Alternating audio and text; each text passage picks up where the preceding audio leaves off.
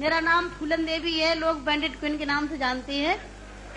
और हमें पता नहीं था कि इतना संघर्ष करने के बाद हम जिंदा रहेंगे और आज आप सबके बीच में भी पहुंचेंगे, इतना मान सम्मान भी हम पाएंगे, ये हमने कभी नहीं सोचा था। 4 साल हम जंगल में भटके। आपको पता होगा कि हमारे हिंदुस्तान में,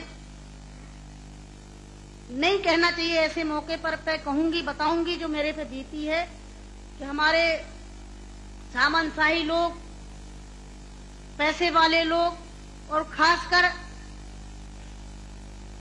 मैं जात का नाम लूंगी तो लोग कहेंगे दुबई में जाके जात पुकारी रहेगी।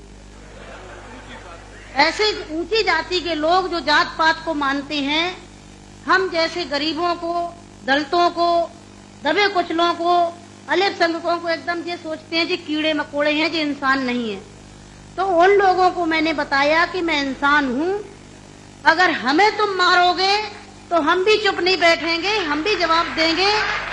और इसलिए मैंने कई दफे सोचा कि मैं आत्महत्या कर लूं, मर जाऊं, पर मैंने सोचा कि मरती तो हजारों लड़कियां रोज हैं।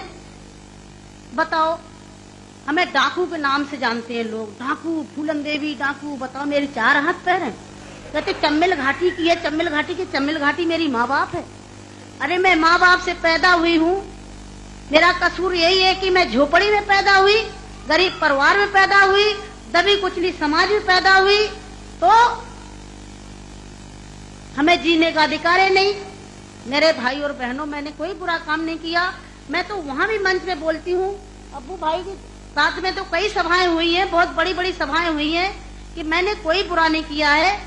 आपने सुना होगा, सुना था, आप तो वहीं के सब रहने वाले हैं, कुछ हमारे भाई हैं यहाँ के, है कि एक सीता के कारण इतने बड़े जो रावण का आज तक पुतला फूंकते हैं, उसका यही कसूर था कि खाली एक औरत को उठा ले गया तो आज तक पुतला फूंकते हैं। मैंने क्या बुरा किया?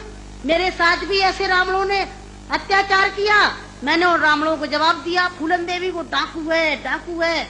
अरे वो तो माननीय मुलायम सिंह जी की देन है, नहीं नाम लेना चाहिए, जो आज हम समाज के अंदर खड़े हैं। और नहीं तो इतनी बड़ी साजिश रची थी, हमने कोई बुरा काम नहीं किया। जिन्होंने हमें सताया, हमें समाज में रहने लायक नहीं रखा, तो गुस्सा में इंसान अच्छा काम नहीं करता, गुस्सा में गलत ही करता है।